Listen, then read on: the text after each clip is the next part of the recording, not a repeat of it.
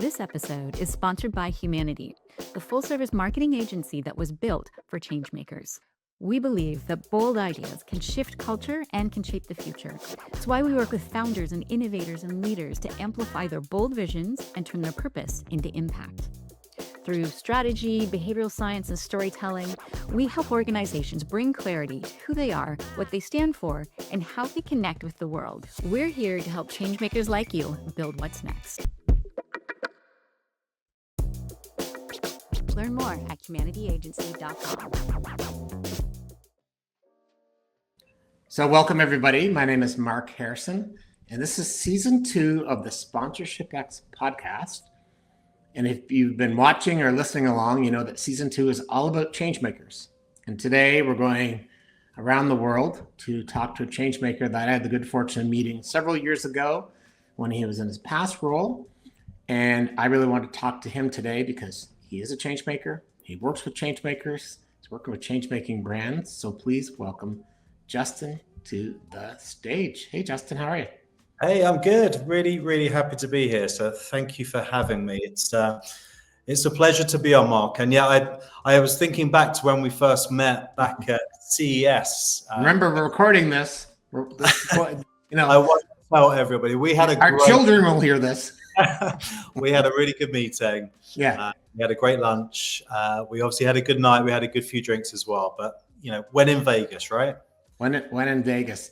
So actually, why don't you use that as a starting point? Because you are in a different part of your career then. So maybe tell everybody who Justin Mountstephens is, where you're from, what makes you tick. And then we're going to get into a little bit of, as I said before, talking about changemakers. Yeah, of course. Yeah, Justin Mountstephens. I'm president and CEO. Sports marketing called MSM that I launched 5.5 years ago. Can you believe? Congratulations. Thank you, buddy. You got to put founder in that list of titles there, buddy. Founder as well. But the title's quite long as well. And then when you put Mountstephens in, it can go on and on. So my business card is like this big. Yeah. Can you believe, Mark, as well, I founded the business 14 days before the pandemic started all that time ago. So good timing. Wow. It's definitely been a journey. And yeah, prior to that and where we met, Mark, where you're alluding to, was when I was head of commercial for the Williams Formula One team. And I remember being out in Las Vegas, effectively, really building the profile of the sport because, back then, Formula One was relatively unknown in the US market. And look at it today. It's kind of amazing, isn't it? It's amazing. It's amazing. And then obviously coming off the back of Austin USGP weekend, Apple have just announced they're obviously going to have the rights to host F1 next season as well, which I read is they're phenomenal. Mandating that Brad Pitt actually gets to ride in a real race. That's what I heard. That is that yeah, that right? He gets a pole that position for at least one race. That's part of their contract. Yeah, I read that. I heard he was a really good driver. Yeah, I heard he was a very good driver. He knows how to, yeah, that's 62. He knows how to control a car.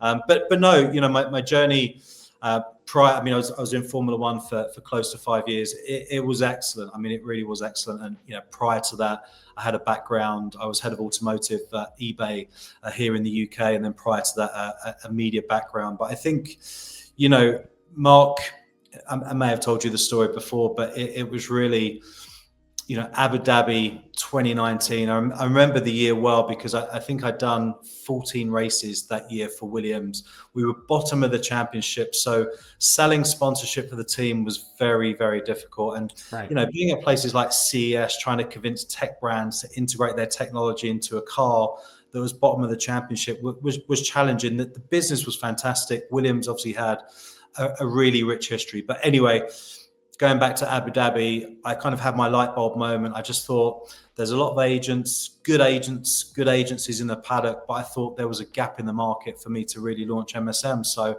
I spent a lot of time kind of processing this and thinking about it over the Christmas period. And I came back into the new year and I thought, this is it. I'm 42 years old. And if it's now, if I don't do it now, I will never get the opportunity to do it. And I made this kind of big, brave, bold decision to leave this amazing job that took me all over the world. I built a really great network.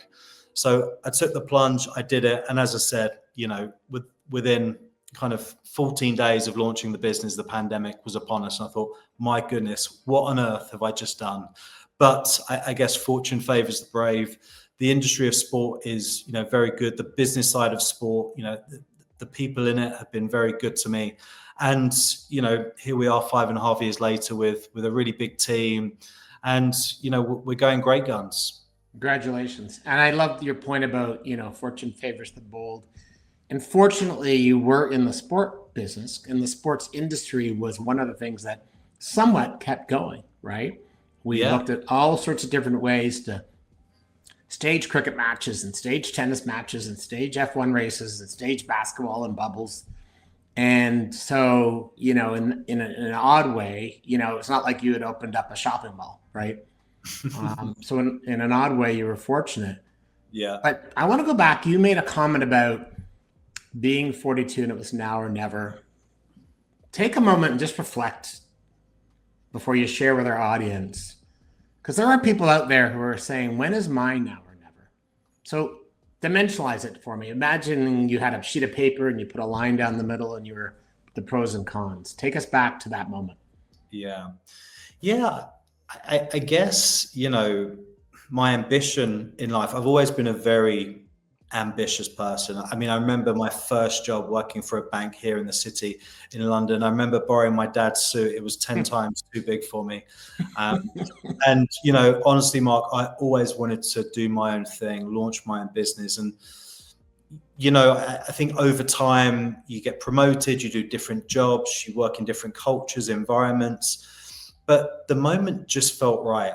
And I can't put a spin on it. The moment just felt right to do it. I felt I got some good deals, under my belt at Williams. I felt like I'd really started to get really good, solid experience. I had a great mentor at Williams as well, and he gave me some really good guidance. And the time was right. I built a really good network, and I kind of just, I guess sense checked it a lot. Right.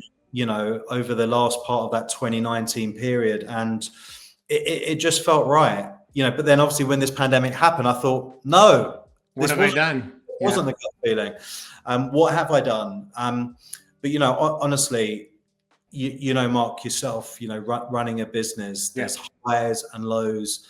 And, in the sponsorship industry, and, our bread and butter is obviously selling commercial rights for, brilliant global rights holders, but you have wins and you have losses. And, we always want to be striving to do deals, and we can get really far down the line doing a deal. And then all of a sudden, I don't know, a new CEO comes in and just wants to change the direction of travel, or budget has disappeared, or recession threats, whatever it may be. And then all of a sudden, all that hard work has just diminished.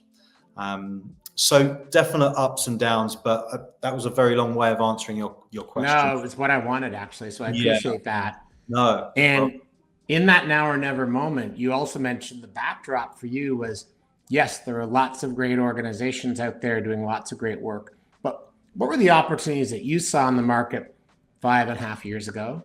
And are they the same opportunities? Have they adjusted? Have they morphed? But take us back again to that. Early March 2020. I'm not trying to create PTSD, but you saw something. What was it? What was it you saw? Yeah. I think, for me, I mentioned earlier that I came from this media background, if you like, and this was selling advertising for national newspapers here in the UK. But, every single brand that we placed as an advert into the newspaper, they all wanted to see the return on investment before the ad had been placed. Right. So then when I got into Formula One, the fees that I was going out to the market asking for were 10 times the size, but the return on investment care factor didn't seem to be so high. It was more a vanity play. It was all about branding, hospitality. It was still quite traditional. And, when I got into this role here at the agency, or what I was thinking about when I set up my business was, how do we deliver an offer more than just a sticker on a racing car or a patch on a jersey? Actually, how do we help a really great brand, become truly integrated into the DNA of a sports team to really see, return on investment, ultimately deliver value for both the rights holder and the brand as well. And, really treating each brand like it's our own business. And, a couple of examples, we really helped the Castor apparel business, when they were relatively new. And, Right. I remember, speaking with the co-founder, Tom, who's a fantastic guy, and they wanted deals. They wanted to get partnerships. So we was effectively representing them like it was our own business. And, it wasn't just about the sponsorship landscape. It was about the retail opportunity. It was really just speaking to all of my network and helping them with as many opportunities as possible.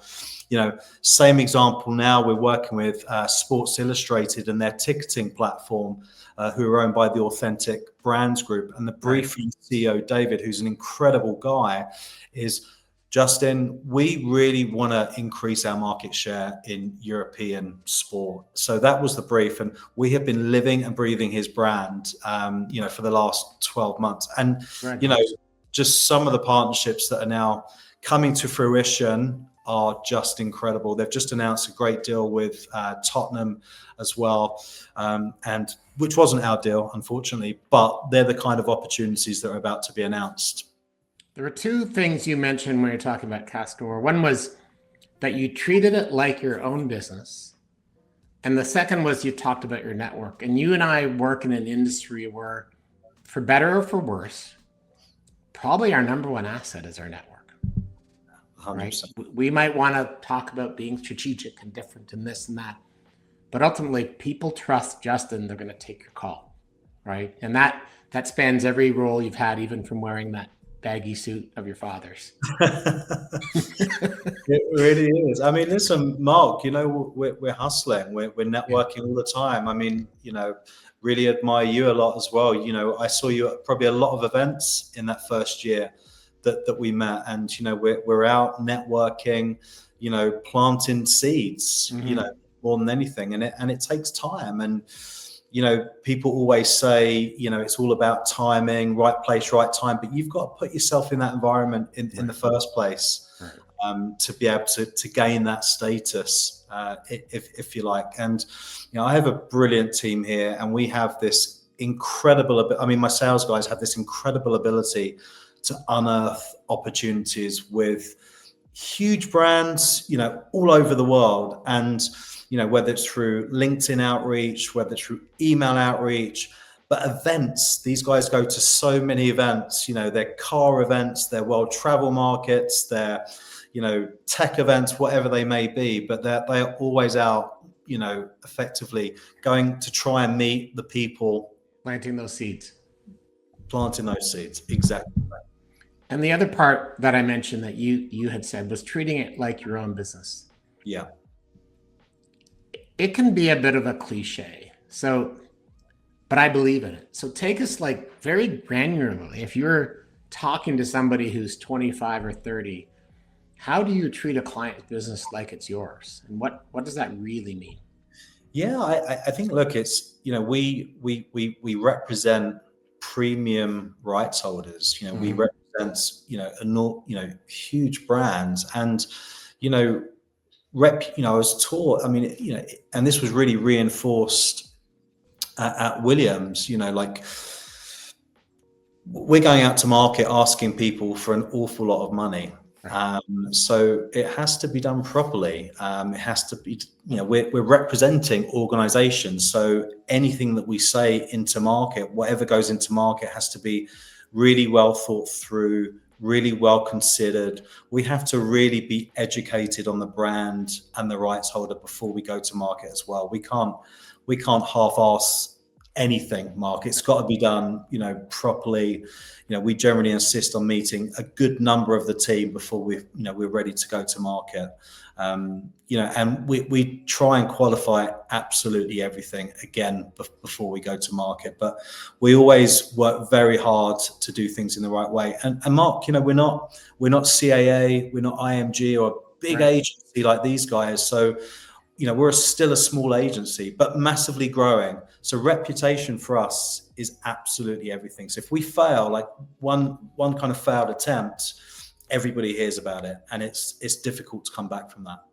Yeah, absolutely. And so 5.5 years ago, it's you and your laptop, probably at a coffee shop, or maybe did you rent an office, or were you? Do you know, it was in the spare bedroom of my old family home. And as soon as the pandemic was over, I had to get out and get some office space because my two younger children were kept knocking on the window all the time saying, Daddy, can we come in? Can we come in? So there was only so much I could take of that. But no, I moved into an office unit pretty quickly as soon as I could. And then brought somebody else in. And this is in the local area. It's a town called Leigh-on-Sea. It's a beautiful beach town here in the UK, around 40 minutes from London. So all the team are here now. We have space in London. But yeah, we are growing. So fun fact, I started my company out of my bedroom. The house that I owned at the time had been a 4-bedroom, but the people who had it before me turned one of the small bedrooms into a den. So I would actually tell people I'm in my den, but there was literally no wall between my computer and my bed.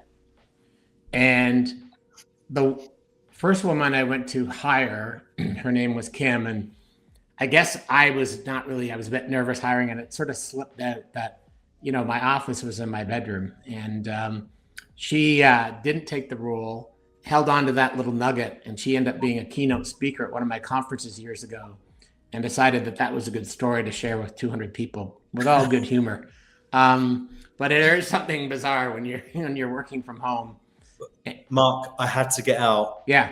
I was literally the size of a house. The fridge every 10 minutes. Right. I know, right? You just eat a lot. Sandwich, snacks. Yeah. I had to get out. Hey, Mark Harrison here, and I'm so excited to share with you the upcoming news about the Sponsorship X Changemaker Summit happening November 13th to 15th in Toronto. We have partnered with the historic first ever professional women's soccer championship being staged by the Northern Super League.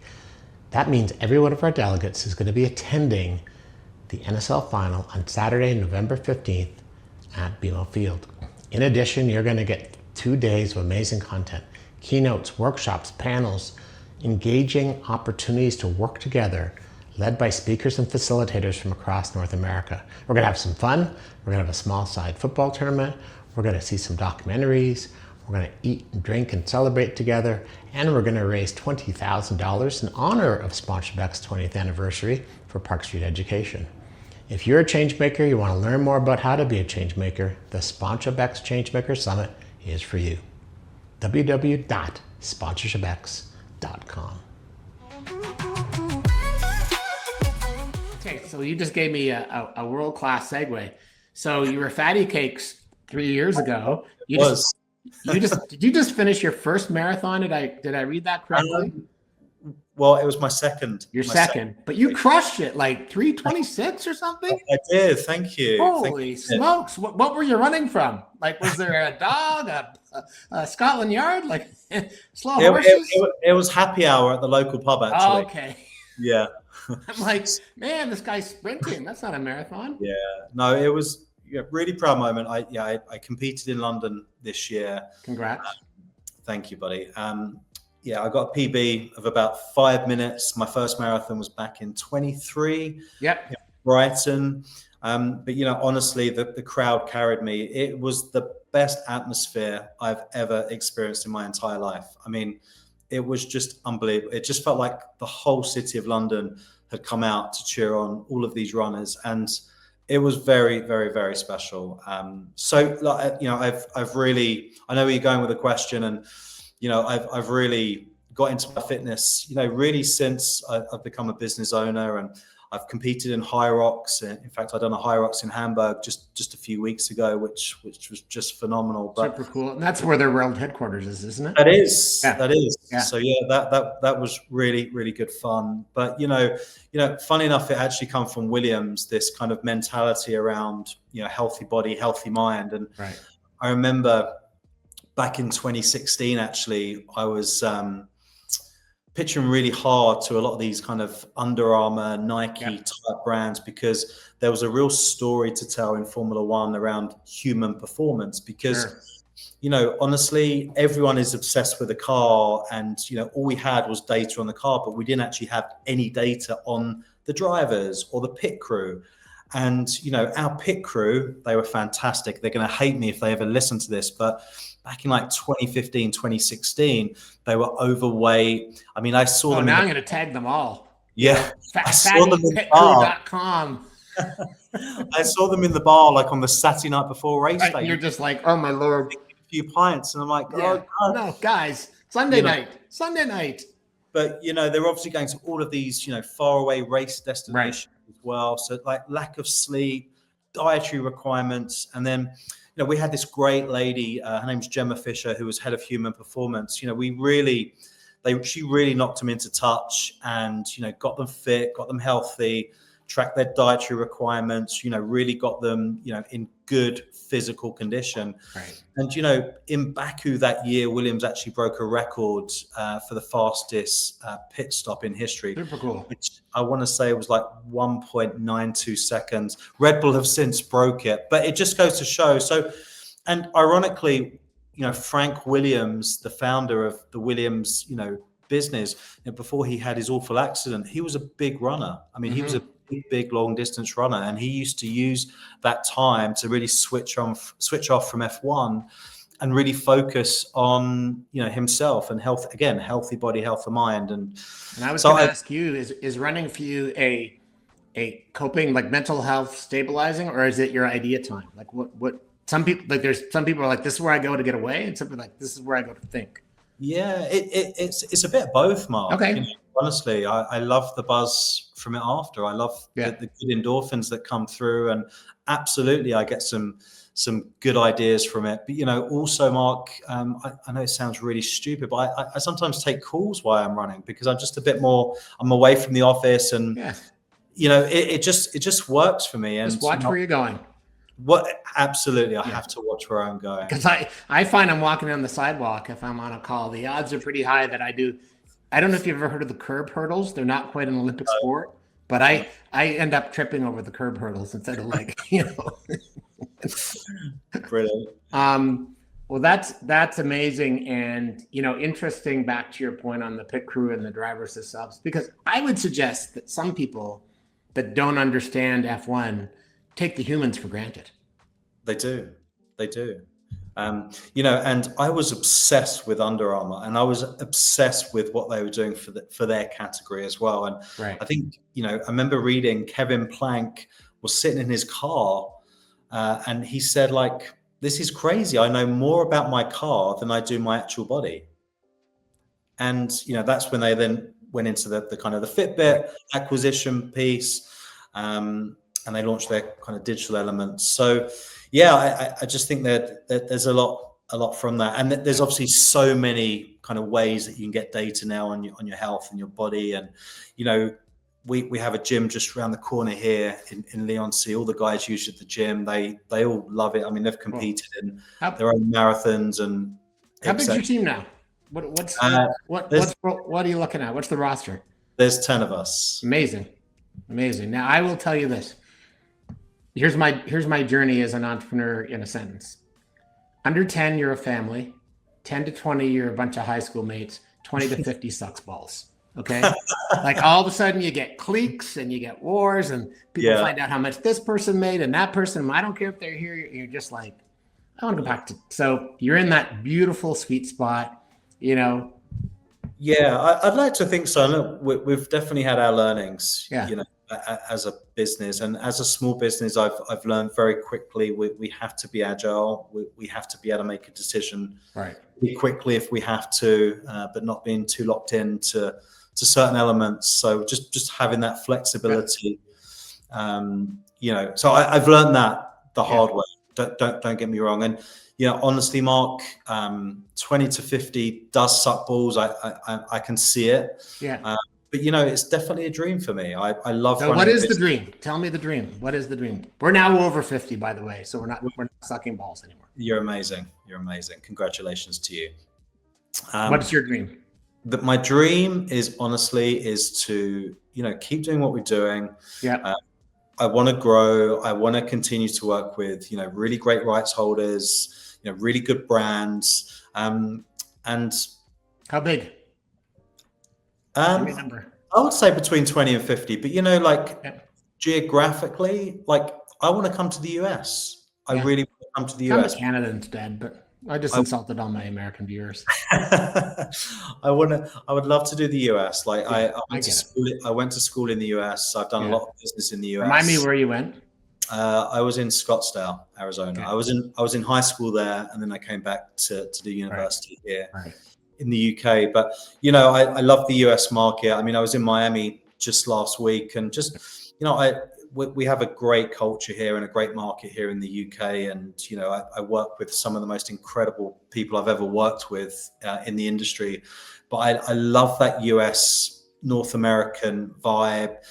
Culture is really enthusiastic, really high energy, and I don't know. I go in the sports world. It really is, and I was laughing with somebody the other day because in our world of planting seeds and then growing things, we're then waiting on decisions, and I think in the North American market, we either get a quick yes, which is always the best answer, but the second best answer is a quick no. So absolutely. So, and here, like, I don't know why, whether we're doing our jobs wrong or what, but we dance a lot. Like culturally, we dance a lot. Listen, back and forth. I'm like, can you do it or can you not? Yeah, there's nothing more frustrating than non-answer. Like, you're not going to hurt my feelings by telling me no. Just tell me no. Exactly. And as one of my mentors said, no means not yet. So, hey, I'll be back. Absolutely. So you mentioned High Rocks a minute ago, competing in it, but I also know that you often share a lot of thought leadership online, and you've been really prolific lately about talking about unique properties and opportunities that exist out there. So I probably should have done this research before we jump in this call, but is High Rocks a passion? Are they also a client, or somebody you're just fond of, but you seem to really have latched into a lot of different emerging properties that seem to offer something different than they get and North American sports or Premier League or World Cups for FIFA or F1. Yeah, and Mark, honestly, we're across everything, and and we've done deals with teams like Manchester City. We've done deals in Formula One with Red Bull Racing, etc. But like I get a real buzz out of helping these new emerging sports. Yes, we work with High Rocks. We've done a deal with High Rocks, and nice. We work with organizations, small organizations like, England lacrosse, like Hockey Wales. We've done deals with the E1 series, which is a relatively new sport. Right. We worked with the e-scooter championship as well. So relatively small properties, but, and a lot of like the more federations, the England lacrosse, the Hockey Wales, for example, they really struggle for funding and finance. And, when their athletes go and compete in major tournaments, they really struggle for funding. So, if we can help them off the field, off the track, off the pitch, financially to become more successful on it, then that's a great achievement. You made a great comment earlier about in the world of selling media and advertising, the brand or the advertiser, the agency want to know if I give you a pound or a euro or a dollar, what am I getting in return? Then you went into the F1, which at the time was maybe more of a vanity play, or to your point, businesses using B2B.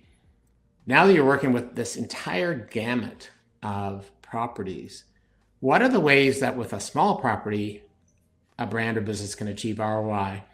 And how are they different the way a large property, but what are the things you're seeing in both in terms of measurement and ROI and ROO?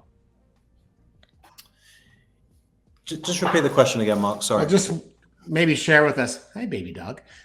Share with us. Who is that? He's been a bit distracting. Sorry. That's okay. This is Bert. Bert? Bert. Yeah, he's our chief wellbeing officer, Mark. Okay. How old is Bert? Bert is 5. My Bert. I don't have my Cavapoo is at home. He's over 17. Every time I leave in the morning, I give him a little kiss and say, "Don't die till I come home," because it sounds weird. I want him in my arms on his last breath. I know that's bizarre. Let's go back to ROI and get away from the pet care. Yeah, sorry. Kind of understanding let's just start with smaller properties. What are the things you look for in a partnership to measure in a partnership with a small property that a brand should be looking at for measurement? Just kind of top line. Yeah, I think, look, with some of the smaller properties that I mentioned, they're never going to get mass brand awareness, but it's more about alignment. It's more about, matching vision and values, Right. but just creating like a full-rounded partnership that just works, and it gives the brand a really nice story that may align with maybe some of their kind of the stories around like diversity or sustainability, so just something that's really organic.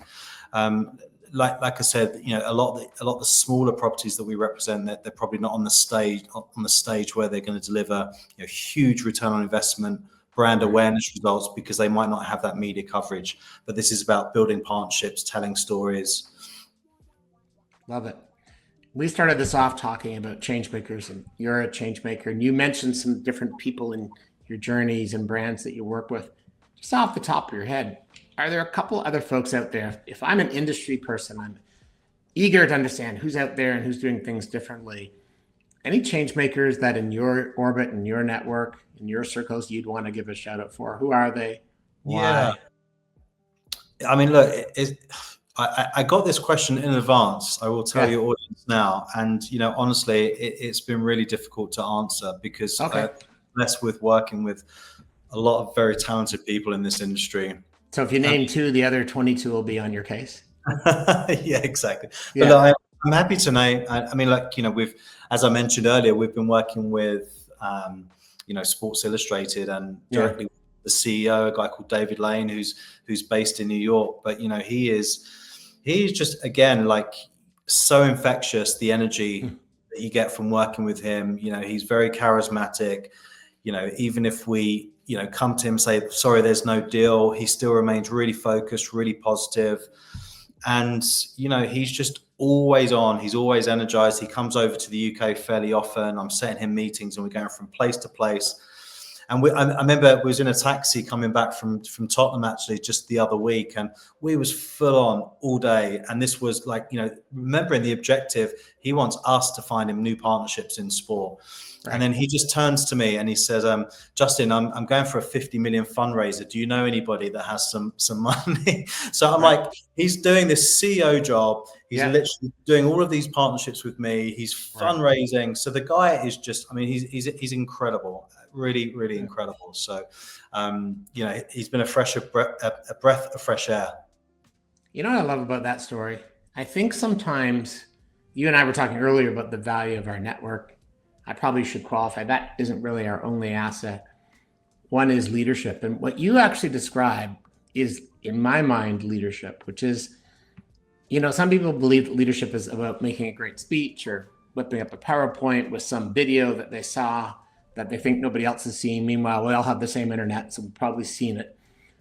I think leadership is what you just described, which is there's no way you're going to be off your A game that day. If you're going out for an all-day session with him, I'm sure you're thinking, this isn't quite my London Marathon, but it might be my 10K or my half marathon. No, absolutely. So he is definitely a guy I have huge admiration for, and he is a change maker, and he's coming into sport, pretty much for the first time. So he's becoming acquainted with a lot of, new rights holders. Obviously, Sports Illustrated, we absolutely love, and we remember as, magazine publisher, but they're launching this great ticketing platform, and, he's front and center of that. And what is his background? More technology or finance? Or I don't know. I should know. Okay.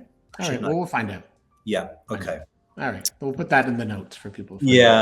But Mark, I will say, like, there's lots of other great people in the industry. And, I was talking to just the other day, a guy called Ryan Norris, who's the chief revenue officer at Tottenham, who's doing really great things over there. I mean, he's blessed. He gets to work in my opinion, the best stadium in the world at the moment. He obviously hosts Tottenham, hosts the NFL, it has F1 Drive, it has concerts.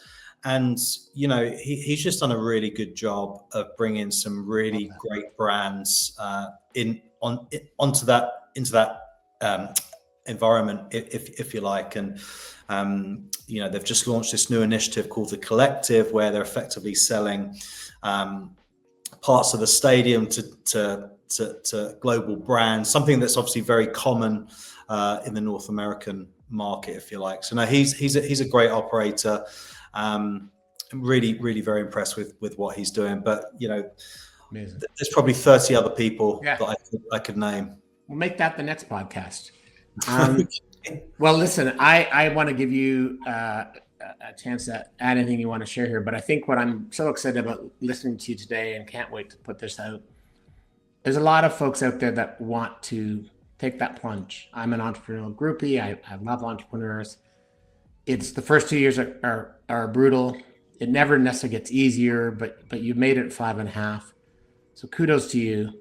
Thank you.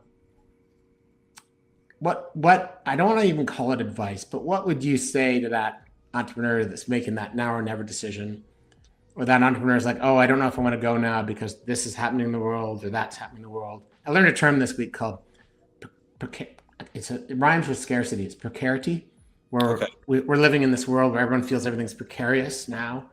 So in a precarious world, thoughts, direction, last word. Just go for it. Love it. Go for it.